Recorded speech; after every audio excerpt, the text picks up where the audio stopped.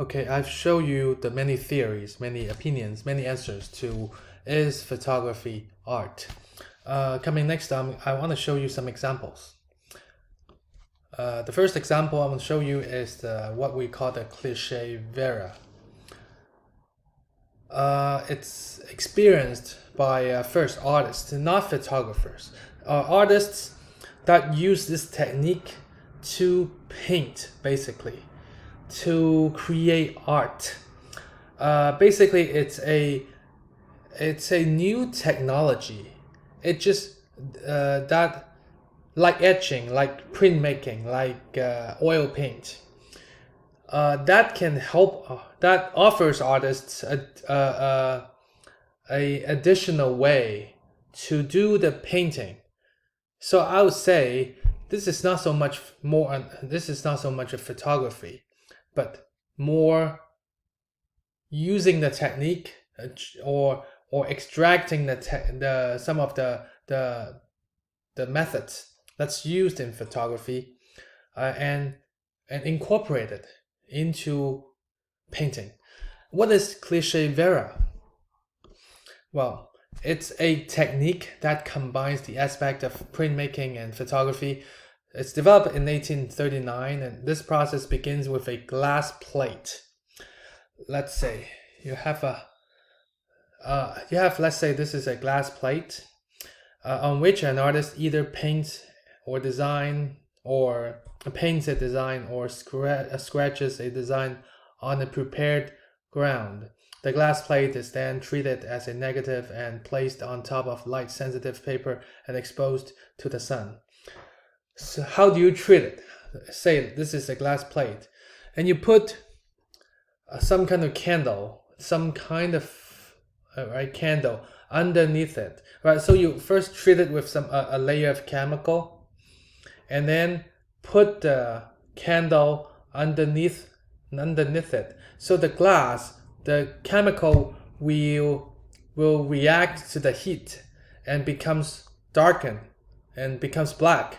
So the glass plate, after you treating it all over, it becomes from a transparent one. It becomes a black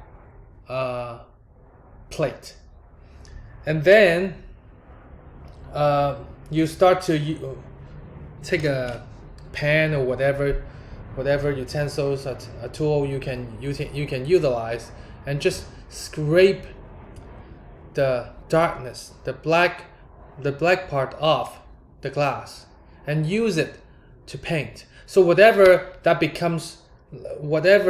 paint that's scraped off, and once you go into the dark room to develop it, those parts will become dark because you have the light coming through. And that's how you design it. Take this by Jean-Francois Millet, this painting. I say painting, right? This is originally a glass plate, and then this is all the scratching or scraping on this treated glass plate, and becomes this piece. So it's a technology from it's a method that's from developing photography, right? But is it really do you use a camera? No, you don't even need a camera to produce this.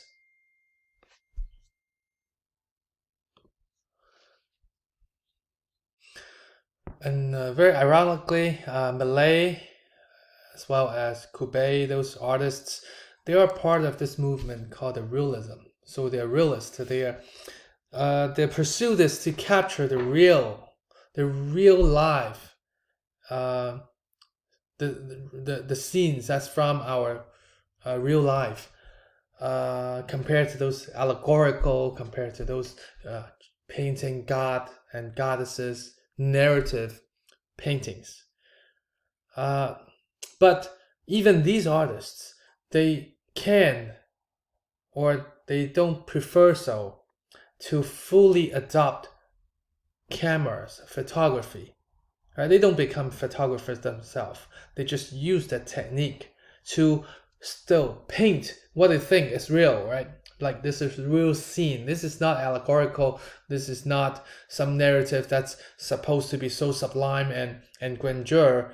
It's just a woman emptying a bucket. Real life from common day-to-day life. That's what they mean by real. So that's one way of approaching it. Drawing some methods, extracting the methods from photography, and use it in painting. And that technique is called cliché vera. How about this? It's a photograph. Won't you think so? It's an albumin composite prints. So it's albumin negative and develop a positive with a camera. Take a look at it. And this is by Oscar Rylander. He invented this way of photographing called the combination print. What do you mean by combination print? It's not one print. It's not one positive. It's not two. It's not three. In fact, it's 32 negative, and then develop those negative and piece all those pictures, the different figures, right? 32 different figures. 30 figures, and then on top of the background, that's another different negative, and piece them together and make it look like some kind of composition that looks like a painting, that you would see, a composition that you would see, a subject and composition that you would see in a painting, in a what conventionally considered to be a painting. So a photography looking really like a painting, like a photograph really mimicking painting. Take this one as example. What is painted in here? We see a lot of nude, and we see a lot of a lot of figures. They dressed in kind of very classical dresses, classical style. Especially you have this background, you have the Roman columns, Roman background, and theatrical background in front of it, right? And then nudes and different kinds of nude. You have this senior, supposed to be a wise senior person, a philosopher, just like Raphael's fresco School of Athens. Just like School of Athens, you've probably seen this piece from the High Renaissance, from 300 years before the 19th century. The School of Athens depicting Aristotle and Plato and their students on both sides. It's just a pinnacle, a representation of a collection of wisdoms of science and art by Raphael, by this artist from the High Renaissance, Raphael. And this picture is mimicking that. You have a wise man bringing in two young men, right? One hearing the call from the lusts, the idleness, the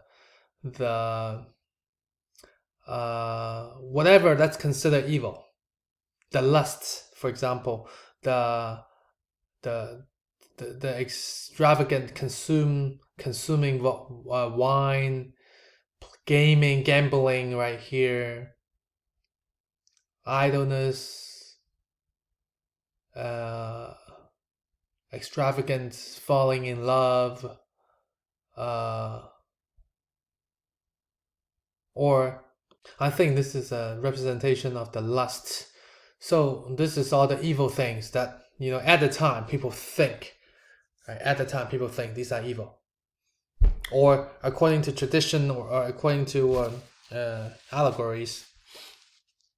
And then to the right, it's more of the righteousness prayer or healing, right? Helping people, or reading, or chastity, like, or charity, or what else? All the or marriage between the two. All the what considered to be more positive, to be virtue at the time. And this young man looks like so uh, aloof and confident, walking, right, striding onto the right side of the scene. So it's separate. This stage, well, basically this whole picture is literally staged. Would you agree with me? But on inside of this picture, there's this stage that's separated into two different groups of people, and two young men. They're making their own choice in terms of where they want to go for their life. And then you can see this wisdom. This wise man's already kind of has his own judgment, right? To saying to this young man, no, you shouldn't go over there, and holding his hand, oh, I'm with you. This young man, I'm with you, going towards virtue. So it's a pretty didactic, would you say? A very didactic, it has a very specific message that wants to deliver to you, no matter it's for religious reason or some other reasons that can serve the elite. There is a narrative. There is a pretty limited, specific narrative to it. It's more like a painting, would you say? But you use the new method. Now we have this new technology called photography. We use photography to develop or to make this painting.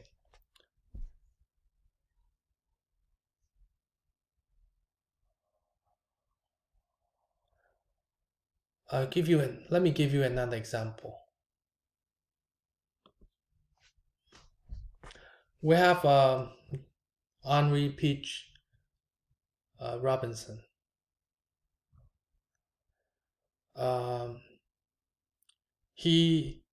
When he found out that Rhinelander, right, they're in the same circle. They know each other. They're good, very famous individual photographers at the time.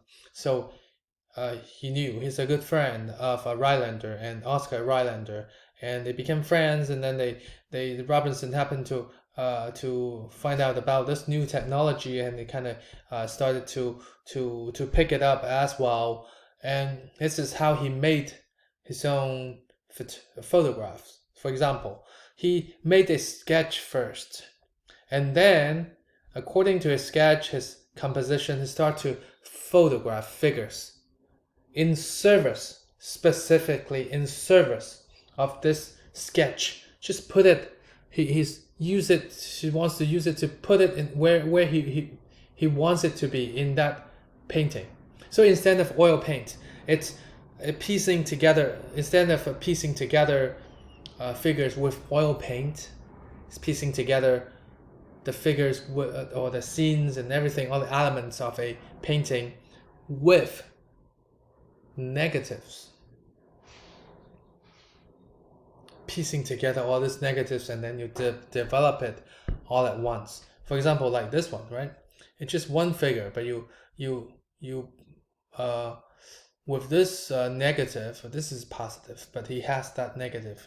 For example, he puts the negative somewhere here, and then another negative right here. So 5, 6, even 32 in the case of Rhinelander, and then developed them all at once. And it becomes something like this. Henry Peach Robinson fading away. It's let's put it photograph. Let's a photograph titled Fading Away, albumin composite print. That's what we call the composite print. How many? My question here is, right, to challenge you, how many negatives are used to make this photograph. Can you tell from just the light and shade in this photograph? Because it's the light and shade, it's very unnatural. If you pay attention to it, you see this is really bright with this young woman who just may just fading away from illness, right? And the servants right behind it, maybe these two, they are from the same negative, and this is the light and shade is different. It doesn't continue with the background, right? So maybe this is the second negative, the third, maybe the fourth is this person right here, the curtains,